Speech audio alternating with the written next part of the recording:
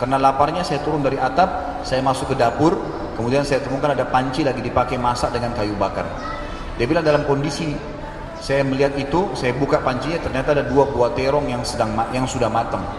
Saya ambil salah satunya, saya makan. Sementara saya makan buah itu, lagi saya kunyah, sebelum saya telan, dia bilang, maka tiba-tiba iman saya kepada Allah muncul. Dia bilang, saya tiba-tiba berpikir, subhanallah, syaitan maha suci Allah, syaitan berhasil membuat saya melakukan 3 dosa sekaligus. Masuk rumah orang tanpa izin, dosa. Mencuri, mengambil terong itu dosa. Dan saya sedang memakan yang haram, 3 dosa. Maka dia bilang, tidak mungkin Allah, ini keyakinannya, tidak mungkin Allah membuat saya mati kelaparan karena meninggalkan yang ia haramkan.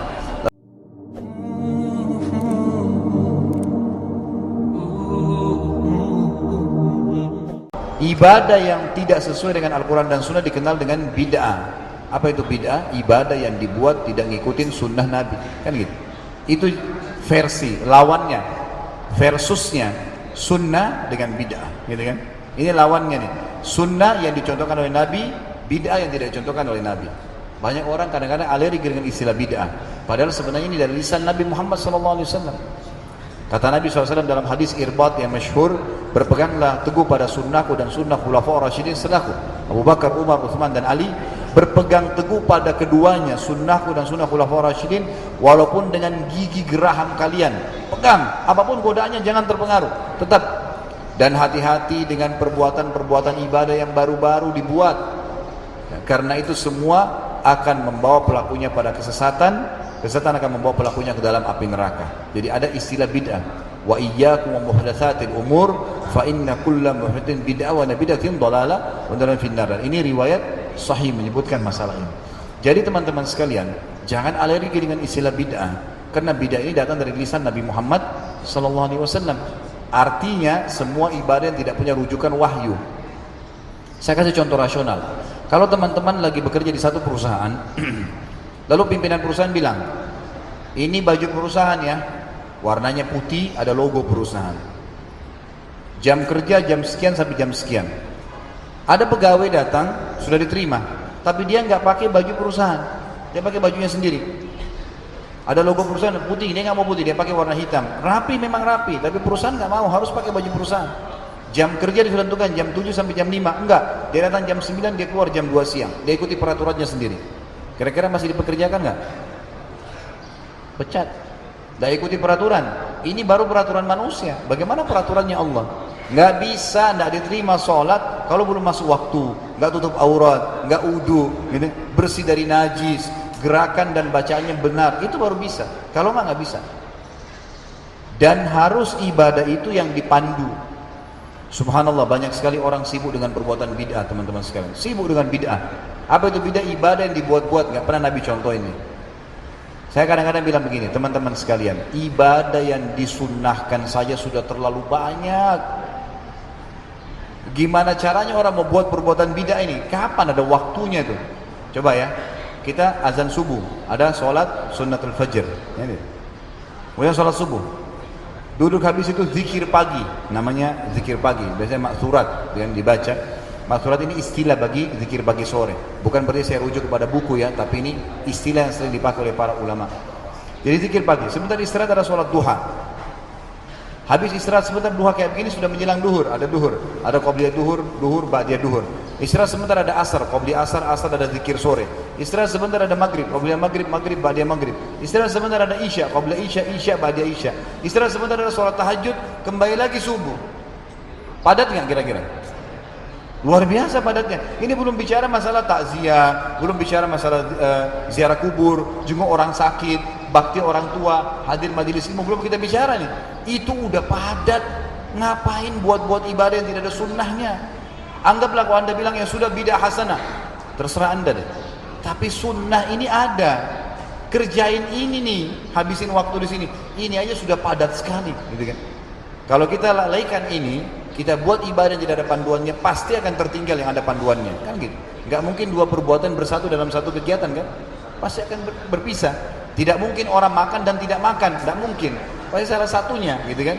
Nggak mungkin orang berdiri dan duduk, pasti dia berdiri atau duduk. Nggak bisa bersatu. Maka seperti itu. Sibukkan diri dengan sunnah maka akan aman. Saya tutup teman-teman sekalian dengan salah satu contoh ibadah ini. Ibadah yang paling sering dibahas, kalau pengalaman saya dalam pengajian, itu masalah doa. Salah satu substansial ibadah ini doa. Doa ini artinya curhat, bahasa sederhananya. Sampaikan hajat kita kepada Allah. Allah nikmatnya nggak pakai operator, langsung saja, tinggal puji minta, selesai. Minta apa saja, yang penting tidak haram maka dikasih sama Allah.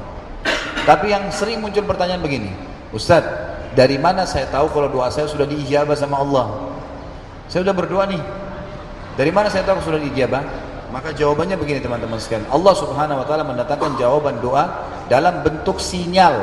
Ini bahasa saya pribadi ya, dalam bentuk sinyal. Misal gini, ya Allah sembuhin saya, apakah Allah akan lemparin obat dari langit? Baik. Ya Allah mudahin jodoh saya, apakah Allah lempar manusia dari langit? Ya Allah mudahin rezeki saya, apakah Allah akan lemparin duit dari langit? Enggak. Lalu bagaimana saya tahu kalau saya diterima doa saya, Ustaz? Datang dalam bentuk sinyal.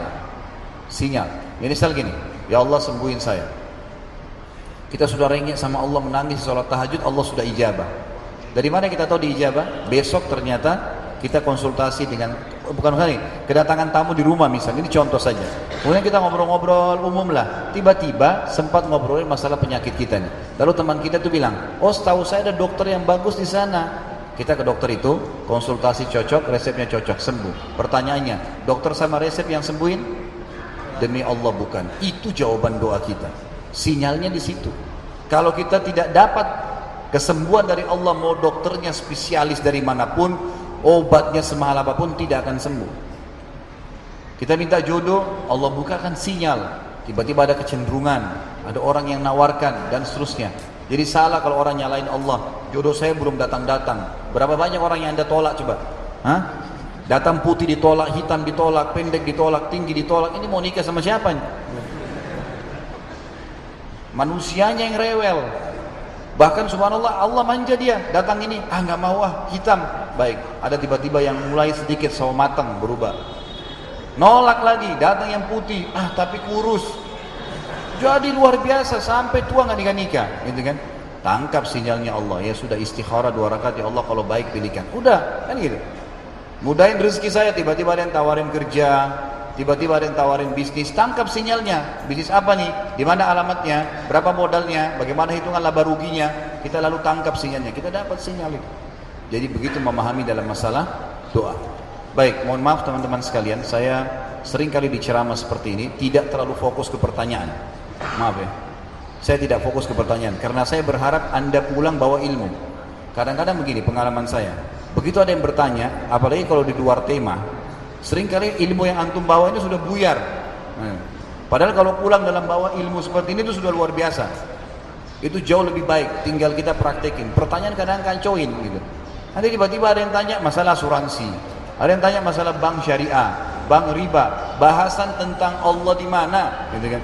Dan sudah kita kasih jawabannya. Maka mohon maaf, saya tidak fokus ke pertanyaan. Kalau masih ada waktu kita jawab. Kalau enggak, maka saya akan tetap fokus materi dan saya tutup ceramah kita ini dengan sebuah kisah tentang hubungan seseorang dengan Allah Subhanahu wa taala.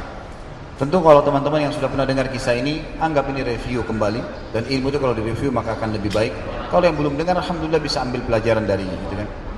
Kisah ini salah satu dari kisah-kisah unik yang pernah diceritain oleh para ulama tentang masalah bagaimana kalau seseorang menjaga hubungannya dengan Allah Subhanahu wa taala.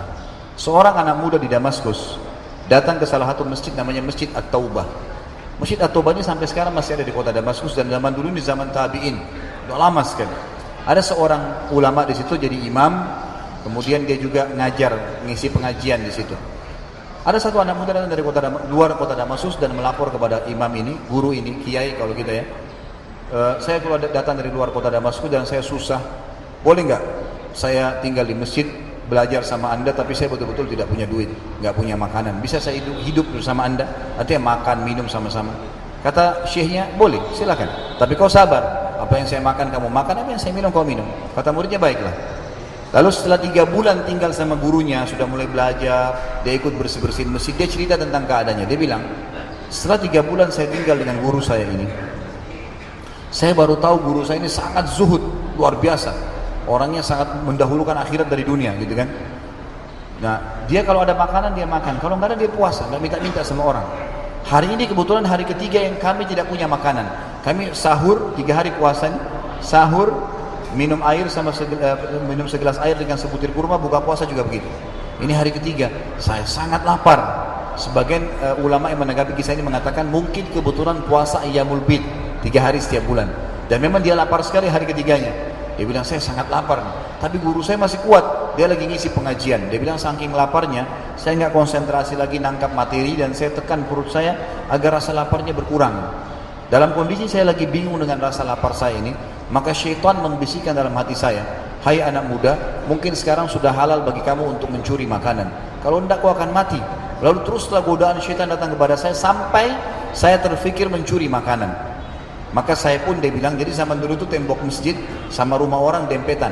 Dan tembok dulu zaman dulu itu pohon kurma ditebang atasnya, ditebang akarnya, ditancapin. Lalu didempetin satu sama lain, jadi tembok. Jadi dempet sama rumah orang. Dia bilang saya pun naik dinding masjid, kemudian saya lihat rumah pertama sebelah masjid. Saya temukan di situ ada 3 orang wanita muslimah yang tidak pakai jilbab, lagi nunun kulit domba. Lalu saya alihkan pandangan saya tahu nggak boleh lihat yang bukan mahram saya dan itu bukan tujuan saya sangat lapar. Dia bilang saya pindah ke rumah kedua. Rumah kedua ini kebetulan atap rumahnya orang juga pada saat itu dari pelapa-pelapa kurma. Jadi ada celah-celah bisa dilihat gitu kan. Dia bilang saya lihat rumah itu kosong dan ada bau masakan. Karena laparnya saya turun dari atap, saya masuk ke dapur, kemudian saya temukan ada panci lagi dipakai masak dengan kayu bakar.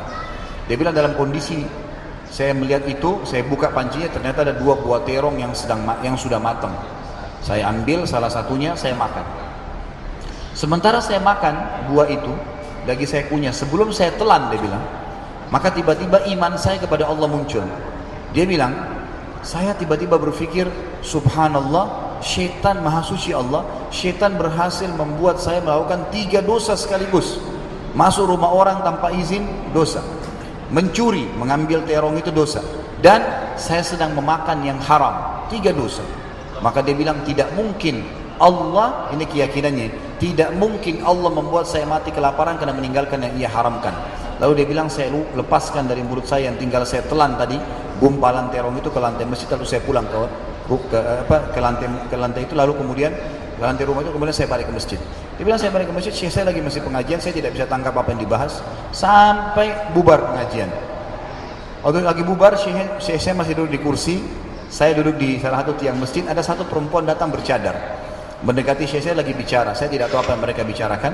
Gak lama kemudian saya mengangkat kepalanya, menuju ke arah saya lalu memanggil, sini ya muridku. Lalu saya mendekat, ditanya oleh syekh saya, apa kau sudah menikah? Kata muridnya belum. Ditanya, apa kau ingin menikah? Kata anak muda ini, saya diam, gak bisa nyaut. Yang kedua, apa kau ingin menikah? Dia diam. Yang ketiga, apa kau ingin menikah? Dia diam. Lalu kata anak muda ini, yang keempat atau syekh saya tanya, saya jawab. Saya bilang, syekh, anda tahu, setelah Allah subhanahu wa ta'ala, hidup saya bergantung pada anda. Apa yang anda makan, anda minum, saya juga makan dan minum. Sekarang sudah 3 hari kita nggak makan. Cuma sahur dengan air putih sama sebutir kurma, buka puasa juga begitu. Maka sekarang bagaimana saya kalau nikah hidupkan istri saya? Kata syekhnya, ini wanita di sebelah saya yang bercadar baru saja selesai masa iddah meninggal suaminya 4 bulan 10 hari dan ditinggalkan harta yang cukup buat dia. Ditinggal harta cukup buat dia. Dia takut khawatir karena masih muda fitnah. Dia ingin saya carikan jodoh. Saya anggap kamu cocok. Kamu mau? Dia bilang iya. Perempuan tanya mau? Iya. Dikeluarkan kendi dari kamar syekhnya, dijadikan mahar. Panggil walinya perempuan, panggil saksi 2, dinikahkan. Seketika pada saat itu. Selesai menikah karena selama ini numpang di masjid, kata syekhnya, sekarang kau boleh tinggal sama istrimu, pulanglah. Lalu dia pun bilang, saya pulang sama istri saya. Ini seketika terjadi kisahnya dalam hitungan menit saja. Kemudian dia bilang, saya keluar dari masjid, lewatin rumah pertama yang saya manjat tadi, dia lewatin. Rumah kedua yang saya masuk mencuri, istri saya berhenti. Buka pintunya sambil berkata, masuklah suamiku, ini rumah kita. Rumah yang tadi dia mencuri. Ini kisah nyata. Dia bilang, waktu saya duduk di ruang tamu, kemudian istri saya bilang, wahai suamiku, tadi saya dengar kamu sudah 3 hari nggak makan, lapar nggak? Iya lapar. Istrinya masuk ke dapur, ditemukan apa? Panci yang terbuka, terong yang sudah digigit. Spontan perempuannya bilang, siapa yang makan terong saya? Kaget dia. Maka yang terjadi, teman-teman sekalian, laki-laki ini bilang, istriku kesinilah. Demi Allah begini ceritanya. ceritain dari awal kronologisnya, saya lapar, saya naik, saya turun, dan seterusnya. Dan demi Allah, waktu saya lagi kunyah terongmu, saya tiba-tiba teringat kepada Allah dan takut padanya karena 3 dosa saya lakukan. Masuk rumahmu tanpa izin, saya mencuri terong itu dan saya gigit yang haram, dan masih ada terong itu saya muntahkan di lantai rumahmu. Perempuan ini teman-teman sekalian mengucapkan kalimat, kata para ulama, perlu diukir dengan ukiran emas. Dia mengatakan apa? Wahai suamiku, engkau meninggalkan segumpal makanan haram, itu terong tadi, bisa kamu telan tuh. Lapar, kata sebagian ulama menanggapi kisah ini, kalau dia telan halal buat dia. Dia akan mati kalau nggak makan, 3 hari nggak makan. Lalu kata perempuan ini, engkau meninggalkan segumpal makanan haram. Allah jadikan makanan itu, panci yang dipakai masak, rumah yang dipakai masak, dan saya pemilik rumah ini jadi milikmu sekarang. Tangkap nggak? Jadi bagaimana hanya karena meninggalkan segumpal makanan haram, Allah jadikan makanan itu, pancinya, rumahnya, perempuan itu jadi milik dia sekarang. Hilang laparnya, dapat rumah, gitu kan? Dapat pasangan hidup, dan luar biasa hanya karena meninggalkan yang haram. Sabda Nabi SAW, man taraka syai'an lillah abdalahu khairan min. Siapa yang meninggalkan sesuatu karena Allah, Allah akan gantikan yang lebih baik daripada itu. Maka dengan mengenal Tuhan kita Allah Subhanahu wa taala, kita secara otomatis akan mengetahui atau kita akan berbahagia. Baik, silakan. Masya Allah, begitu jelas dan ilmiah penjelasan dari Ustadz. Ustadz, ini udah insya Allah kita pilihkan yang sesuai tema pertanyaannya. Semoga bisa bermanfaat untuk memperdalam. Assalamualaikum warahmatullahi wabarakatuh. Ustadz, bagaimana kita bisa mencapai tingkat keyakinan sama seperti kisah-kisah yang Ustadz jelaskan tadi? Syukran. Yang pertama ilmu. Yang pertama ilmu. Tangga dalam agama kita teman-teman sekalian, ilmu akan mendatangkan iman, iman akan mendatangkan amal soleh. Majelis ilmu seperti ini rutinkan. Kalau tidak sempat hadir, dengar pengajian-pengajian para ulama-ulama, para dai-dai. Ilmu itu akan mendatangkan keimanan, keyakinan akan datang. Kalau keyakinan sudah ada, seperti tentu sekarang, kalau kita mau jawab jujur apa adanya, tentu sebelum hadir dan sudah hadir berbeda iman kita, kan gitu. Majelis ilmu atau majelis ilmu mana saja, maka ilmu akan datangkan iman atau keyakinan, keyakinan akan mendongkrak amal soleh, kita akan lebih rajin ibadah. Itu tangganya. Maka saran saya yang pertama adalah untuk memunculkan keyakinan tersebut harus selalu hadiri majelis ilmu. Yang kedua, amalkan ilmu itu. Diamalkan. Dengar tentang fadilah Al-Quran, baca Al-Quran. Tentang fadilah sedekah, amalkan sedekah. Tentang sholat malam, amalkan sholat malam. Tentang ibadah apa saja, amalkan. Jadi dipraktekin ilmu itu. Yang ketiga teman-teman sekalian, bentuk komunitas. Berteman, bersahabat mulai hari ini hanya dengan mukmin atau perempuan dengan mukminah. Jangan lagi berteman dengan orang yang setiap malam di karaoke, di bar, ceritanya tentang pacaran, minum khamar dan seterusnya, itu nggak ada manfaatnya. Ingat, teman-teman akan berpengaruh. Kata Nabi SAW, almaru ala dini khalili, seseorang sesuai dengan agama sahabatnya. Penting sekali. Kalau kita berteman dengan 10 orang perokok, kita tidak merokok misalnya, maka hari pertama, hari kedua kita minimal terbiasa dengan asapnya. Seminggu mereka akan bilang coba aja sebatang. Sebulan kita bisa merokok bersama mereka, setahun mungkin bisa jual rokok. Coba kalau kita tidak bisa ngaji, bodoh, huruf hijaiyah pun nggak tahu, tapi teman kita 10 orang penghafal Al-Quran. Hari pertama, hari kedua kita malu. Seminggu kita belajar huruf hijaiyah, sebulan baru bisa ngaji, setahun hafal Quran bersama mereka. Karena selalu kalau ketemu surah ini, murajaah yuk, sebab turunnya apa, hukum ini, ustaz sana akan bahas tafsir surah ini, dan seterusnya. Akan seperti itu, berpengaruh. Jangan bilang saya nonton film saya tidak terpengaruh. Bohong. Mata melihat, telinga mendengar. Bagaimana caranya? Ini semua connect ke hati. Nggak ada ceritanya. Tutup pintu-pintu itu semua, karena itu akan berpengaruh. Satu kisah dari orang yang biasa berbuat zina setiap malam, dia ceritakan, kita dengar, itu sudah cukup membuat kita rusak sampai meninggal. Kalau dia cerita tentang zina, dia pengalaman, kita tertarik, kita lakukan, itu akan menjadi seperti bola salju yang akan kita lakukan terus. Satu kisah orang soleh kita hadir di majelis ilmu seperti ini cukup bisa mengubah hidup kita jadi baik sampai kita meninggal. Maka bentuk komunitas setelah majelis ilmu, gitu kan? Amalkan ilmu itu dan bentuk komunitas, insya Allah akan baik.